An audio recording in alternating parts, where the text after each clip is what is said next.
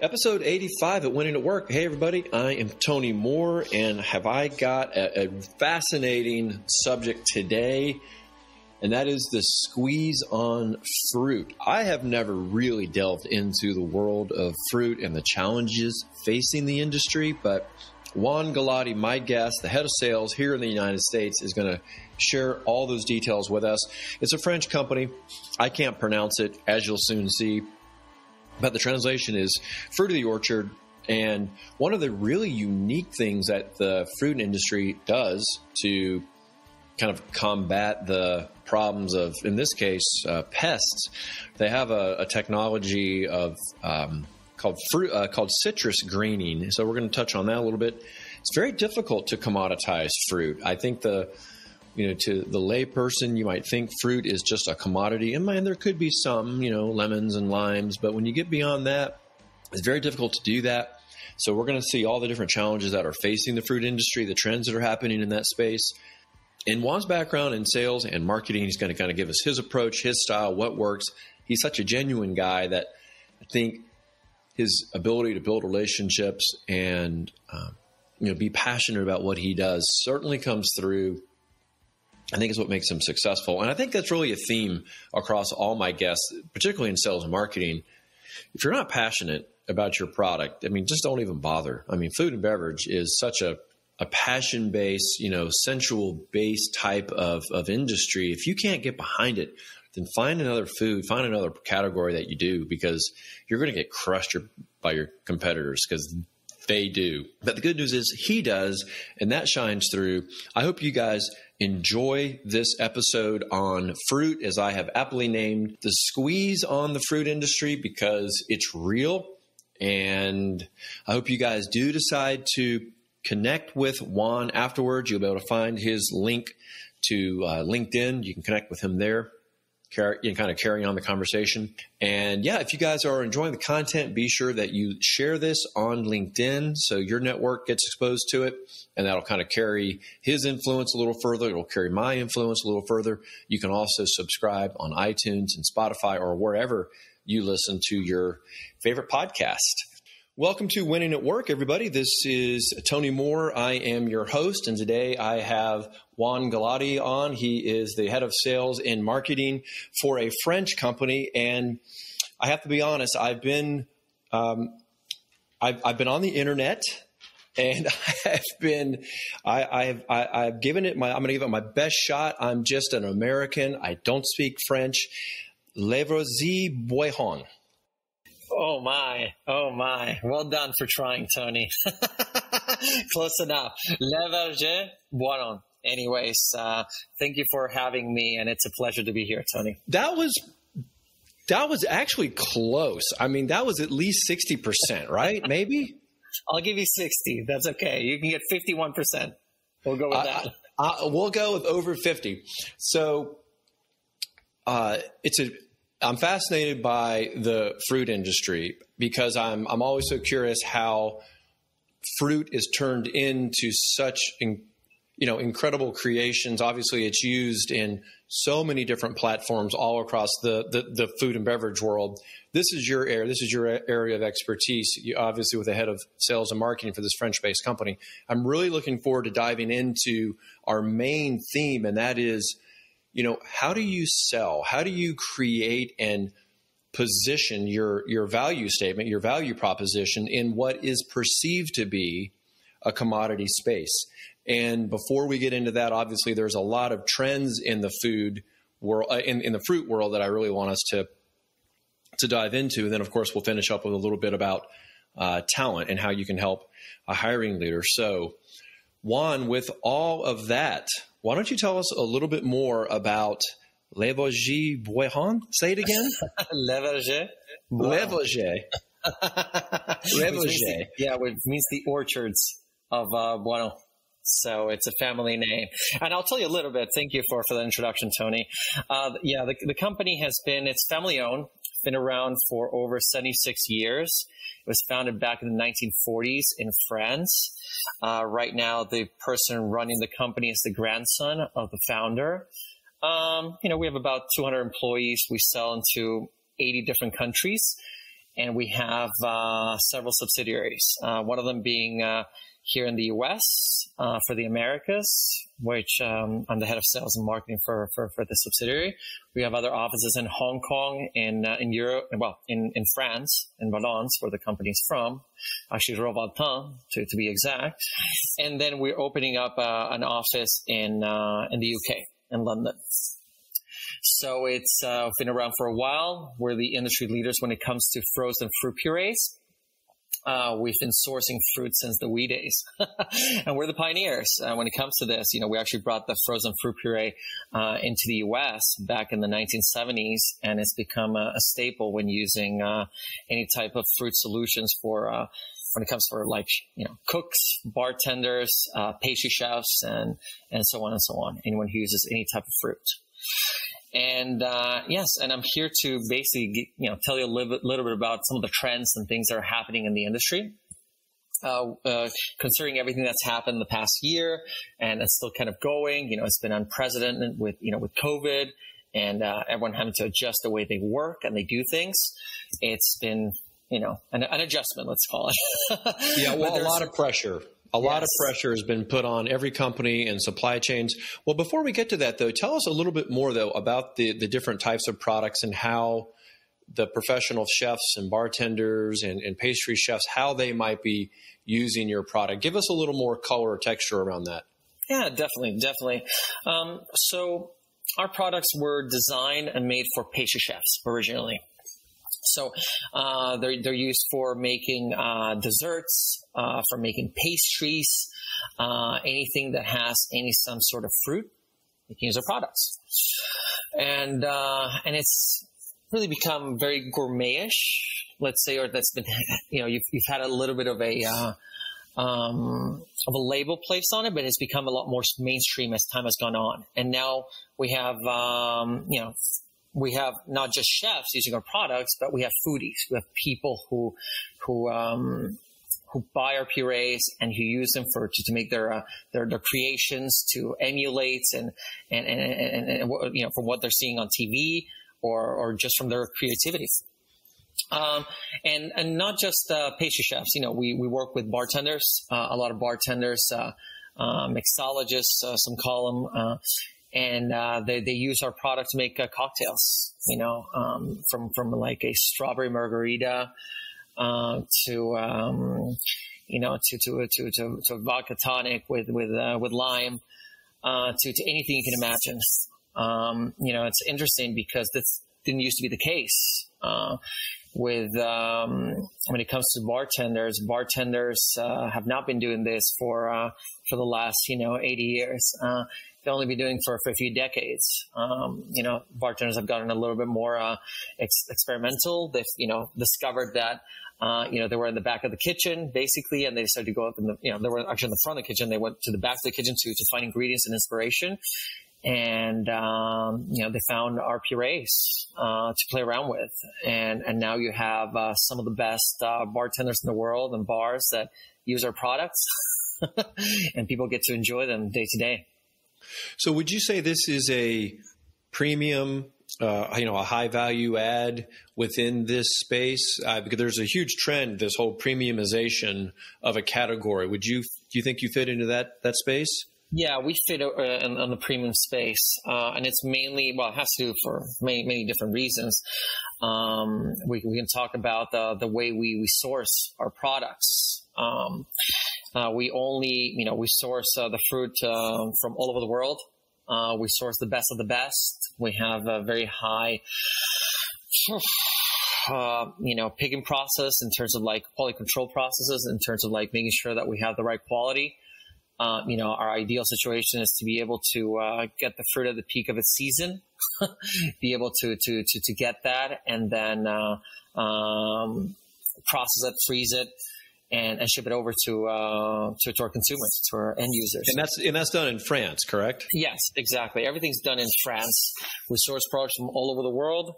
We're bringing all of that to France, whether it is a passion fruit from Ecuador, whether it's a watermelon from Vietnam, whether they're locally sourced fruit like blood peach from France, or even let's say grapefruit, which we get from both, the U.S. and Israel. And we bring those all together to our factory in Valence, and we're able to, crush the fruit, puree it, and then package it into our, little trays, containers, and even buckets for some of our bigger customers who use a lot of our products. And those then, after that's processed, everything that's sorted out, everything's tested, we of course, everything's packaged, and we ship it out to 80 different countries. That is what every foodie wants: the highest, best quality, best yield, produced there in France. And that's got to be very challenging when you're talking about picking things at the peak, ripe season, when you've got, all the environmental factors that affect crops. So it must be a very challenging business that, we don't really see, on the consumer end, but on the back end, pulling all that together, it's got to be very, very challenging to forecast. Forecasting, that's a big thing. It's very, very complicated. Forecasting Mother Nature and yield has got to be, you pull your hair out. You do, and you have to do it in advance, because you have to set up the crops, you have to, the orchards, you have to set the fruit, ahead of time. Because, one of the things that we do very well is we partner up with growers. And we set things up in terms of our needs for the next year or years, and the type of quality that we want. And that can be very, very challenging, because although ideally, we want to have a perfect yield. We know exactly how much we want. That's never the case. As you were talking about, we have climate change. It's a big, big issue for the fruit industry. We have certain parts of the world that were very stable when it came to the same type of climate, and that has changed and shifted. So that messes up the yield of the fruit itself. So that is one of the things that we're dealing with. That's a complication. Another one is that most recently has to do with labor shortages due to COVID. We've had a lot of people not able to go to work. We've had people that have not been able to source the fruit and the amount that is needed and demanded by the world. So that has been quite complicated. Another factor has to do particularly with our citrus. I can talk a little bit about something called citrus greening if you're interested. Yeah, you have to explain this. You touched on it a little bit before, and you kind of piqued my interest. So what is citrus greening? Yeah, so basically for citrus across the world, there's this bug that came into effect years ago that destroys the trees themselves, the orchards, and it's something that can get it's a bug, and it gets into the root of the trees, and this what it does, it diminishes the yield, it diminishes how the sugar content of the fruit itself, the Brix level as we call it, and sometimes the fruit will not even grow from some of these. And it's a big problem for us, because I'll give you some numbers. Particularly here in the U.S., we produce a lot of fruit here, and particularly citrus coming from both, let's say mainly Florida, California, and even more now from Texas. And it's something that has really diminished the output and the amount of fruit that we've been able to produce here in the U.S. To the point that it's only a fraction of what it used to be, a decade ago. Where we're talking about maybe right now we're at a fifth of the production of we were maybe 15, 20 years ago in the US. Yeah, like a fifth of the production. Is there any known solution or treatment to take care of this bug? Well, yes, there is. One of them is basically leaving your land fallow and treating it, and it can take up to a few years for it to get back to normal, and who has that time? It's complicated. It takes a lot of time, a lot of effort, a lot of money. And a big loss, right, if you're not producing. Huge loss. And that's just also deterring people and, family farms and orchards from for changing a crop or changing from fruit to something else that's going to be a lot more profitable for them because they can't sustain. And this has also been a problem in terms of the supply. And then an actual solution that's immediate and doesn't take that long involves genetically modifying the actual which is what nobody wants. Nobody wants GMO, Yeah, GMO is a subject. It's particularly with this. You can actually crossbreed, for instance, let's say an orange tree, and you can orchard, and you can cross that with some sort of vegetable like spinach. And what that does is the orchard itself will have actually the spinach roots and that are resistant to this bug. But then it will yield, actual oranges. And there are a lot of studies that are being conducted, and particularly in Florida and even in California about this. And it's also happening all over the world. It's happening in Brazil, big producer of citrus. It's happening in places like Spain or Morocco, also big citrus producers. But not as much in places like, for instance, like Australia, that are still that they're actually doing well with their growth. So. Well, every time, I'm reading up on what's happening in the farming world, I'm always noticing there's this kind of underlying influence, from the government with subsidies. Does that kind of play into what happens in the fruit world as well? It does. It certainly does. Subsidies are supposed to protect farmers in theory. But sometimes it's only meant to be temporarily, but some subsidies just are implemented for a much longer period of time than they were intended.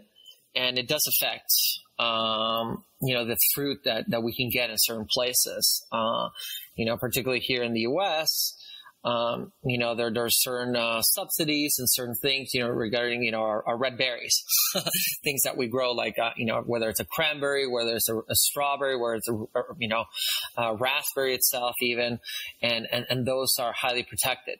And that actually blocks, companies like ours from actually bringing product in as well.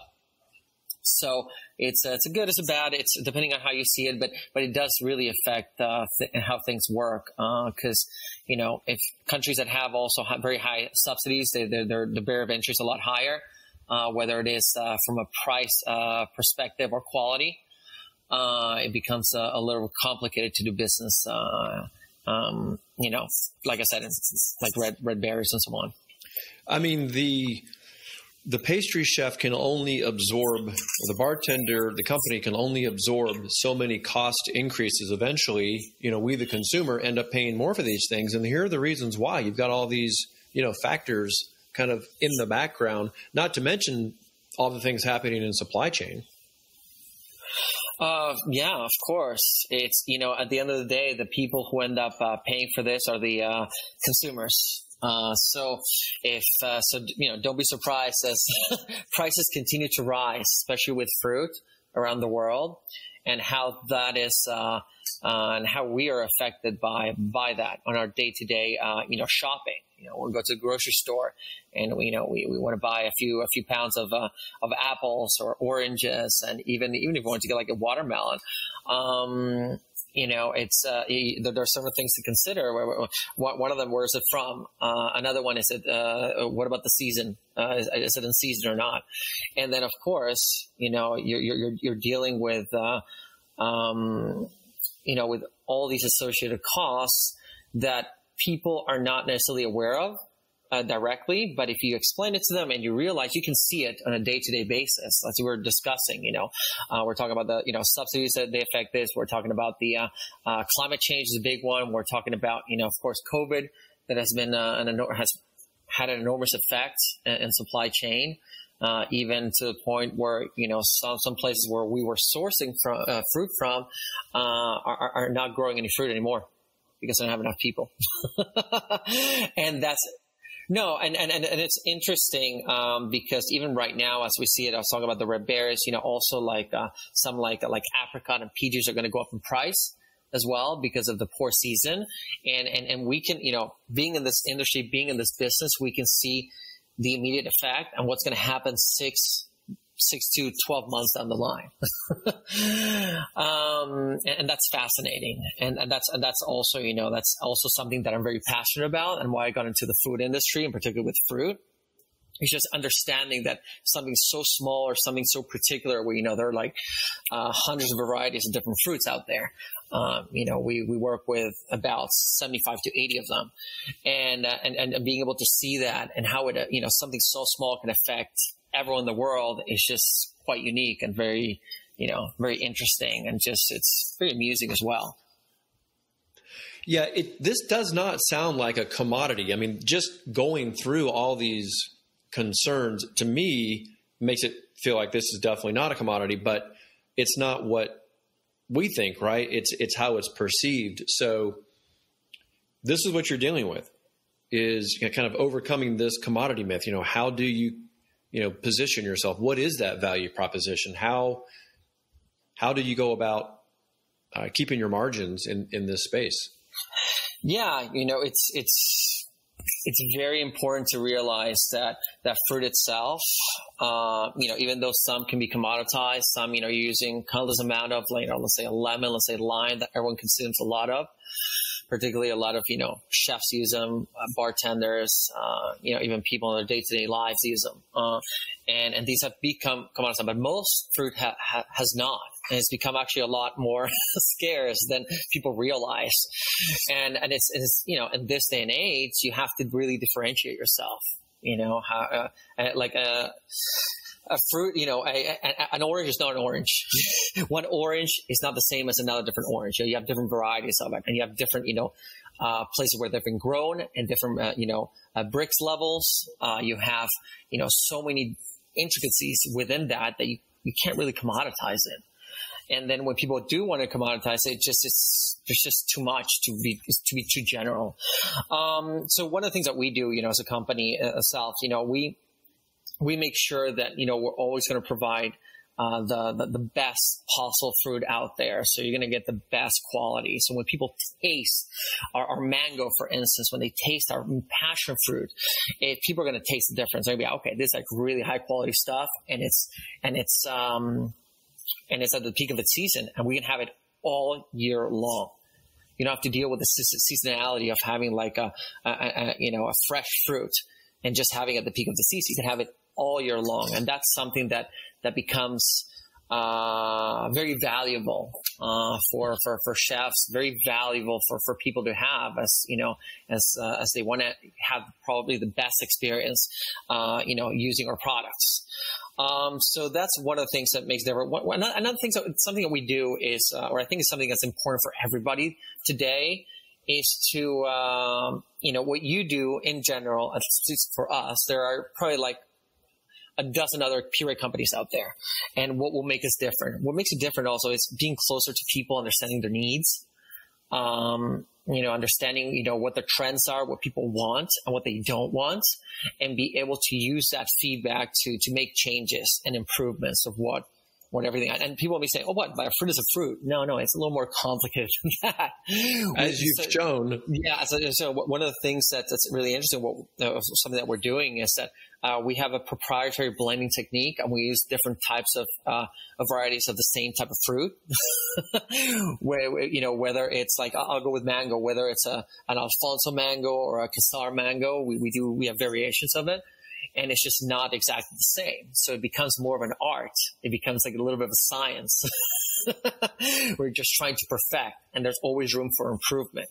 So when you have something like this, I don't really see how it can be so commoditized, or how people can just put it in just one big bucket. It's like when people, it's like cheese. It's like wine. Well, you know what it is? It's an uneducated buyer. An uneducated buyer thinks it's a commodity. But your experienced user knows clearly that this is very far from that.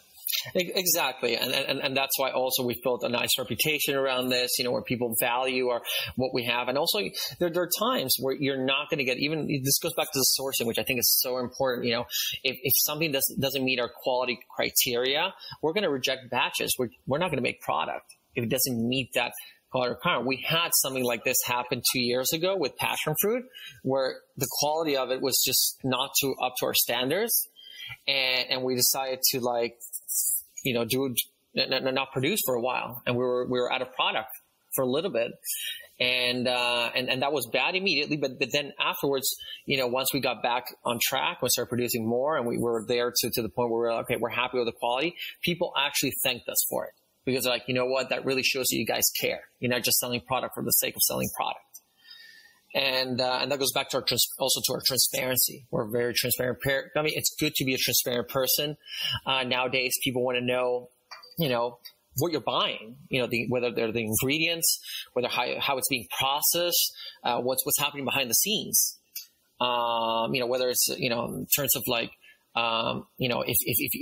if you're actually partner up with your growers, if you're treating those growers in a rightful way, or if you're mistreating them, people want to know that. People want to understand that. And they care about the world. People care about what's happening. And it's not just it's about buying a product and that's it. And that's the way, at least I feel about our company, and how I feel about our products, and how I feel about the industry itself. I was talking to someone not long ago, and they said they ordered some fish, and it came with a little flag kind of stuck in the fish, and it had a little teeny QR code on it, and you could take your phone out and launch, and you could see the captain, you could see the boat, you could see, I guess in theory, where it came from. And this trend is continuing with the technology, with the QR codes, tracking, back where the fruit or where the product is being grown, and the climate. People are definitely, it's not a trend anymore that's good for you. I don't know what you call it. It's not a trend. It's not a phase. It's just the good for you movement. It's the reality. You are what you eat. People want to know what's in what they're eating. They want to know where it's from. It goes back to that. I think it's wonderful what they did with the fish. With our products, also you can see, the country of origin.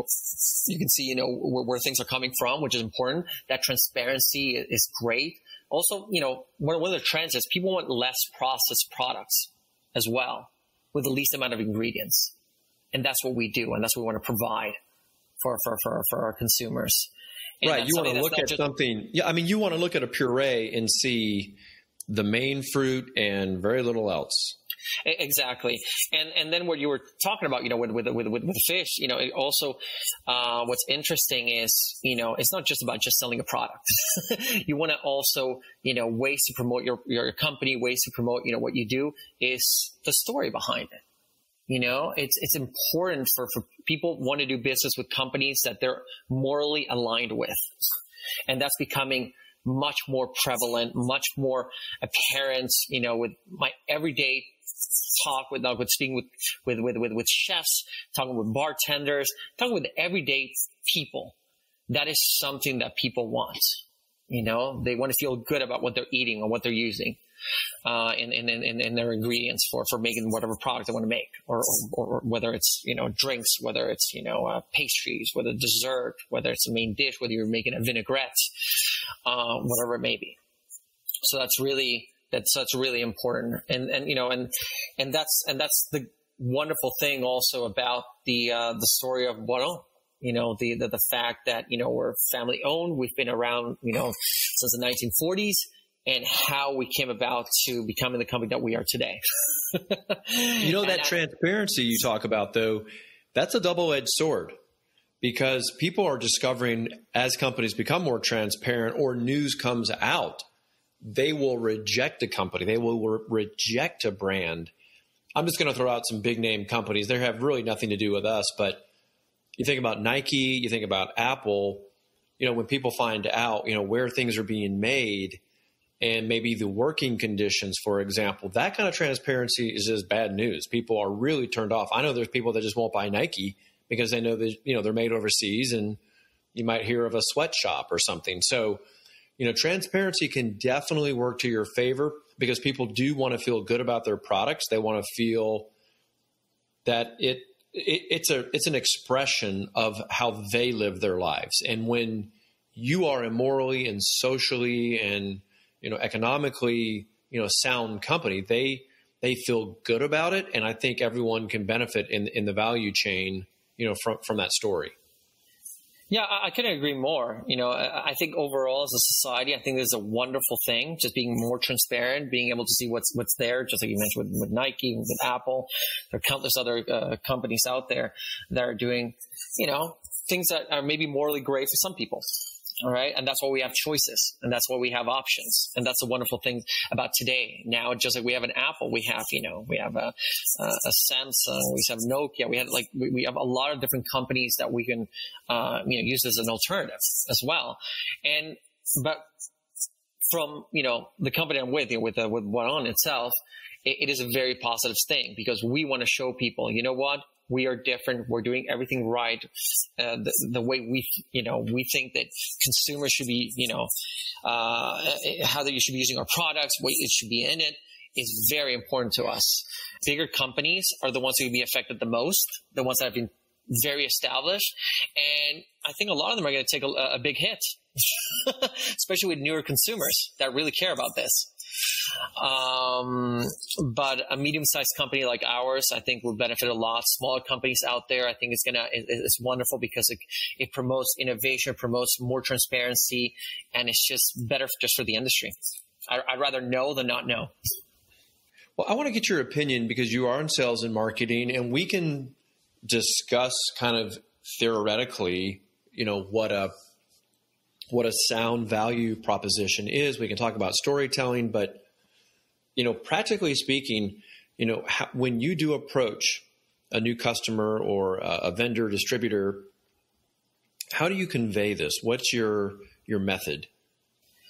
Well, you got to have your elevator pitch. You got to keep it short and sweet, and go straight to the point on what you want to do. And it's conveying an emotion that you want from them. You want them to feel that they can trust you, that they can believe in the brand in one way or another. So you want to convey a story, and then convey all these points that we talked about it a little more extensively than you probably should, in a very one-page type of memo that you can repeat within 2 to 3 minutes long, and that's the approach that, for instance, I would recommend for people. And then to take what makes you different and your strengths and apply and mention those within that 3-minute value proposition. And that will make you, stand out. And it's not about bashing the competitors. It's not about, speaking ill of others, but it's about focusing on your product or services, let's say, that you propose. And for us, I think I've mentioned it, but, for us would be, basically that we're family owned, that we're a transparent company. We are the pioneers in the industry when it comes to fruit solutions, particularly fruit purees. We have minimal ingredients. We are minimally processed, and that we guarantee that you will have the highest quality product out there in the market. Well, you haven't said this, but there's a certain je ne sais quoi about saying that the product, the solution is coming out of France versus we make this out of Mobile, Alabama. I mean, you haven't touched on the fact that, France is, some would say, if not the center, very, very close to the center of the food world. I mean, maybe New York, could make a run for you, or maybe parts of LA, but there's no coincidence that you guys are based out of France.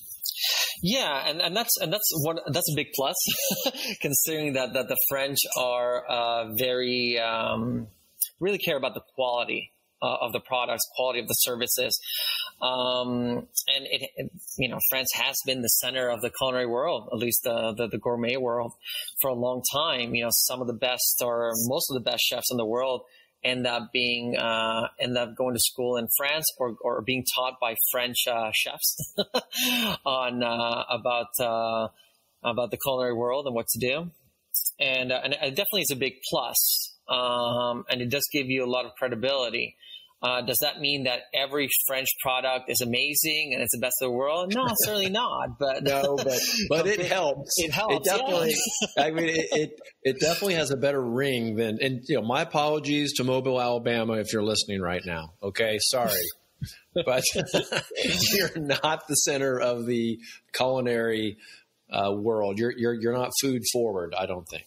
Yeah, but you know what's so wonderful about today in terms of the culinary world itself is, as much as we want to say, yeah, the French have done a great job throughout history, whatever it may be, like you said, in New York and like San Francisco and other places in the world, you can find some great cuisine. Places like, for instance, Barcelona. I think Barcelona is the city with the highest amount of Michelin star chef restaurants in the world per capita, and there are many different gastronomical centers and cities, and everything's so infused, everything's so globalized that it's wonderful that anywhere in the world you will be able to experience French cuisine, American cuisine, other types of cuisine from all over the place, and I personally love that.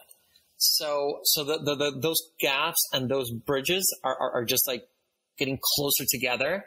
And you're eliminating some of the blocks of like accessibility for like all these types of ingredients and all these creations. And now you can be part of this world. You can be part of the system. And it's beautiful. It's wonderful. And as much as I'm proud of working for a French company of food, you know what? Here in the US, we Americans, we have some great cuisine. We have some amazing chefs. Even if we go over, we're talking about food and everything, even mixologists, in terms of the creations, this is, this one of the centers of the world when it comes to for bartenders, that's seen around the world as the experts. And like I said, I feel very prideful about this. I'm very happy about this point that you something that stands out in terms of like the origin. But remember, this is fruit from all over the world, so we're celebrating food, we're celebrating fruit, we're celebrating the world and what the world has to offer. So it's not just about being French or American. It's about being, That's good. I like that spin. You're obviously, this is why you're head of sales and marketing. I'm going to make a note here at 3522. I'm going to go check upstairs. I heard my dog bark. I don't know if this is the HVAC guy. Give me 10 seconds. Yeah, no problem. Go do your thing.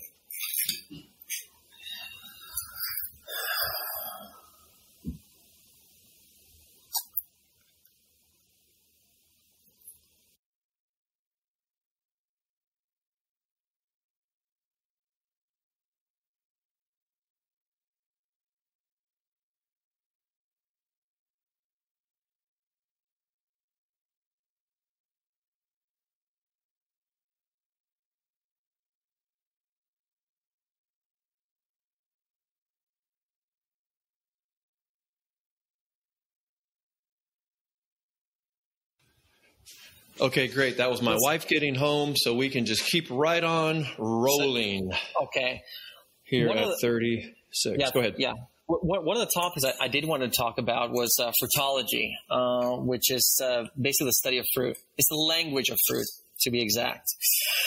Just like you have, the study of like wines, even the study of beer, of cheese. Now we've created the study of fruit itself.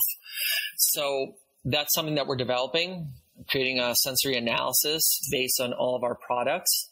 And that is something that is going to be implemented in the near future as to how to describe fruit itself. That's cool. I saw it on your website. I saw it on your website. It looked like for people, this is an audio, so the visual would be, think of a color wheel. Where it just kind of spins around. I noticed you have this flywheel with all the different fruits and colors. What's the end goal, the result of having this study in fruitology? So the end goal is basically to just quantify the intensity of the flavors, whether it is a color, whether it's how sour something is, how sweet something is, if it's something is like flowery, whatever it may be, to add descriptions to this so that people are able to use this language for anything related to fruit. So it just educates the population.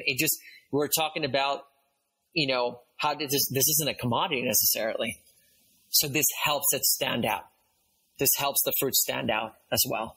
So the end goal is just education. It's, making sure that people understand the difference between, one type of fruit and a different type of fruit. Not all strawberries are the same. And we can describe that. Not all mangoes are the same. Not all coconut are the same. And this describes that specifically. So and I think this solidifies your space as an expert as well when you go through this premiumization of your fruit. Exactly. And that's a big differentiator and something that we want ourselves, because we've been doing this for so long, we want to be able to share our love for the fruit and share our love for all this knowledge so that everyone gets, understands what it takes for our purees to be in front of you, or our purees to be used in some of the best creations in the world. So. And I imagine it takes the guesswork out for the people who aren't foodies who want to experiment. And speaking of just getting access to your products, how would someone go about gaining access to your fruit or your purees or the other kind of fruit solutions that you offer? So we're strictly a food service company, but we are dabbling onto a little bit on the e-commerce and a little bit on the retail through some of our distributors, particularly here in the U.S. You can actually just Google it. You can buy our products on Amazon. I think you can buy them on Walmart online. You can buy them on many different places. Even on a place called webstaurant.com. You can find our products there. Yeah. Can you repeat that? Webstaurant. So mostly food serve, but you're branching into e-commerce, so there's other ways to find it. That's great. So this is a topic that comes up quite a bit, and it's different for everybody. The superpowers that you might use to win at work. What is it that you do exceptionally well? How is it that you've risen to, your position as head of sales and marketing? Well, there's several things, but let me just let me isolate maybe one or two different things. One is you got to be tenacious. You just got to be persistent. Most people, whenever you give them a pitch, whenever you do their first reaction is probably going to be no. There are very few individuals that just jump in and say yes to everything. Actually, super funny. I was actually watching the Yes Man for the first time with my daughters, my 12 and 10-year-old daughters, and we're talking about the power of saying yes and being open to possibilities. And this is basically it. Most people are not. So this is my superpower, being persistent. I push through. You set yourself a goal and you just do everything possible to get there. It's something that has helped me on my personal life to persevere, especially when you fail, because you will be failing a lot in life.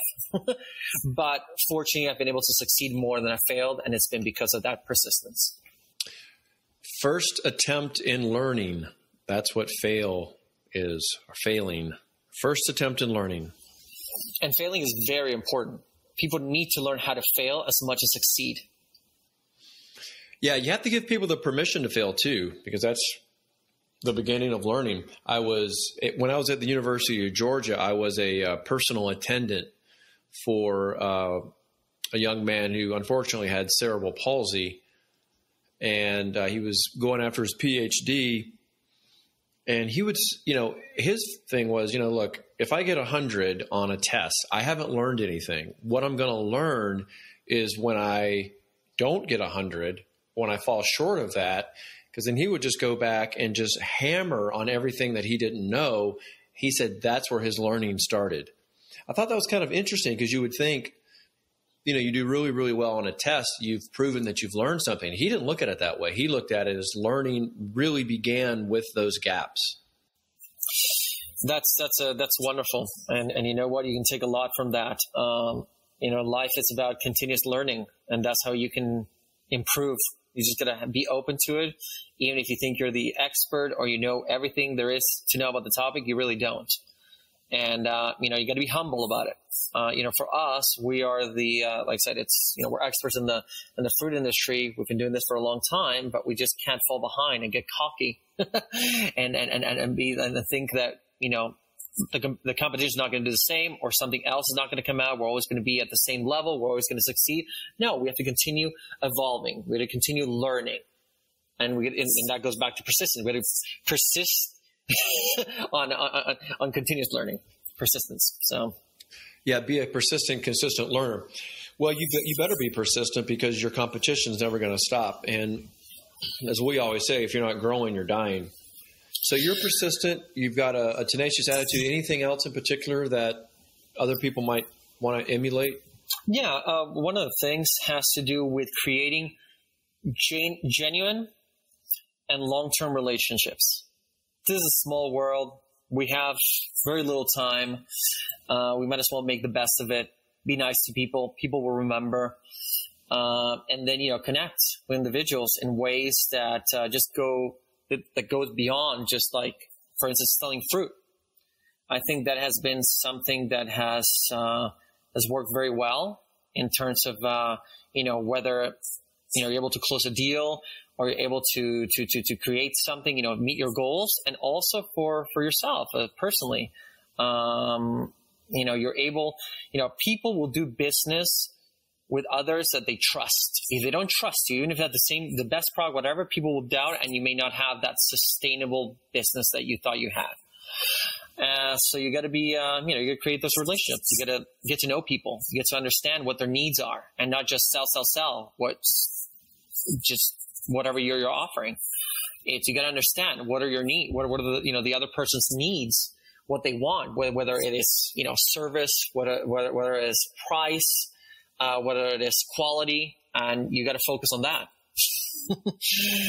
And then, of course, and you make friends out of it. And you meet people on the way, and then who knows, where you'll be 10 years down the line. You may cross paths again. You may hire that person. That person may hire you. You may start your own company. You may do countless amount of things. And because we spend so much time working and dedicating ourselves to this trade, that we want to be able to come out with something more than just, let's say, a sale.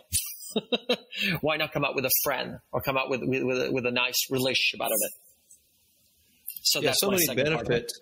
Yeah, so many benefits come from just really enjoying working with people. And if you don't see the value, if you don't see the good in people, and you treat them like transactions, yeah, they may stick around. You've got a great product, but particularly when you're talking about your own team, your own staff, people love to work for a great and fair boss. And it certainly sounds like, you have that mentality, and you guys have that overall culture.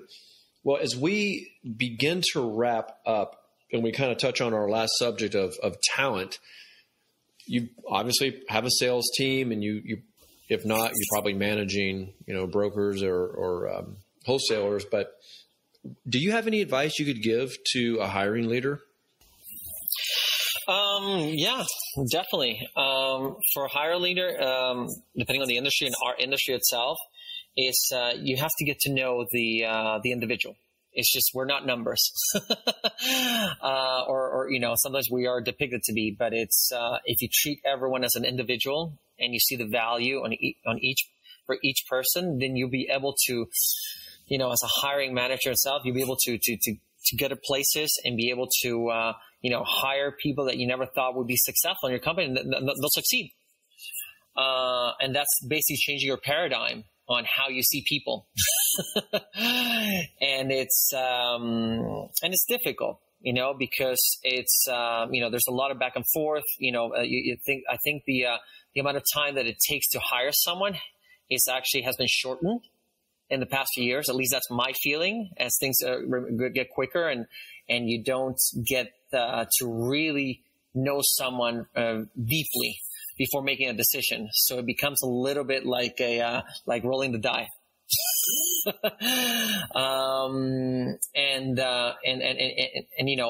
I think that genuinity, that getting to know the person, understanding their needs, as well, of course, as the company's needs, then you'll be able to see if someone will fit well within that company, and if that person will fit well within there as well. It has to be like a marriage. It's a two-way street. It's not just one-sided. And understanding the cultural fit, I think, is more important than understanding the aptitude that a person can bring to the table. Because in the long term, if that person fits in, they're going to stay with the company. You're going to have a happy worker. You're going to feel better about it, instead of having, let's say you have a superstar or someone that's amazing at what they do, but they just don't fully fit in. It may not last that long. Yeah, it's hard for an organization to absorb a misfit or someone who might be slightly toxic or a drama creator. I mean, it's hard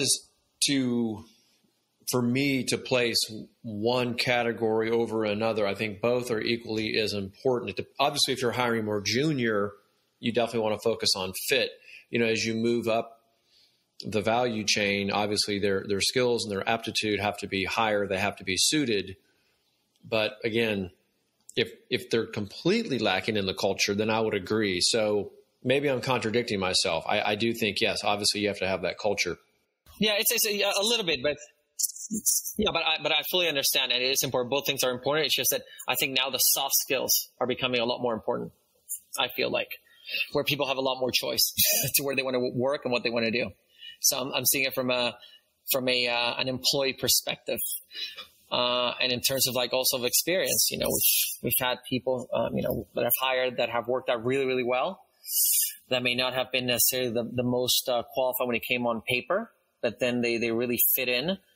And then I've had my experiences with people that have been outstanding and amazing, and they've created so many different things, but then for one reason or another, they failed, or they weren't able to succeed. And these are just circumstances, of course, but I do think, spending a little more time on those soft skills is quite important, or just figure out, and one of the things that particularly in that has to do with integrity, honesty. Which I think, I don't know, that's a different subject that we can talk about for hours. Well, but I have a zero tolerance for dishonesty. If you're lying, you're cheating, you're doing something like that, I just don't even give that a second chance. Neither do I. So that's just a hard stop for me. And, hopefully you guys aren't running into those issues, but you hire enough people, you do tend to run across it, and I don't tolerate it. Not in the least bit. Other things I do, other human flaws and errors, I can live with, and we can work on changing. But something like that, that's, deceitfulness is out in my book. Well, we've covered a lot of ground. This concept of fruitology is pretty cool. I like that. We're going to have to kind of see how that unfolds. And yeah, the next time obviously we're not talking about buying fruit in the grocery store, but I think the next time people just go to the grocery store, I think this is going to kind of dawn on them. They're going to start looking at all the different types and the varieties. And then, of course, magnify that over a global supply chain, cherry picking literally the very, very best, minimally processing it and getting it to the world's best, pastry chefs and into the world of mixology. It's pretty cool. I mean, I haven't given a lot of thought to fruit, and I'm really glad that you were able to kind of show us something that maybe people hadn't really thought about that much. Well, thank you, Tony. I think the opportunity to talk about it, I think, we need more exposure, and for people to understand that, even on this supply chain side, we are trying to do our best to improve humanity and what people eat and what people consume and what they put into their bodies. So I'm happy to have shared at least some knowledge. Oh, no, you did. You definitely have started us on that path, and we'll have another follow-up. We'll find something that makes a lot of sense in the world of food and fruit, and we'll have another session. Maybe we'll go a little bit deeper into one of these little areas that we've touched on. Juan, thank you so much for your time today. I appreciate you joining us here on winning at work. What's the very best way for people to connect with you? Is that just on LinkedIn? Do you have other social? Best way is through LinkedIn. That's I've got my contact information there, from email to you can send me a private message, or even message me. I think I have my phone even there that people can take a look and send. Call You're me a up. brave man putting your phone on LinkedIn. I know, but it's helped. It's helped more than it's my experience. A pain. Good. Yeah. Well, again, thanks so much for joining us, and we will talk to you soon. Thank you, Tony. Looking forward to our next chat. Take care.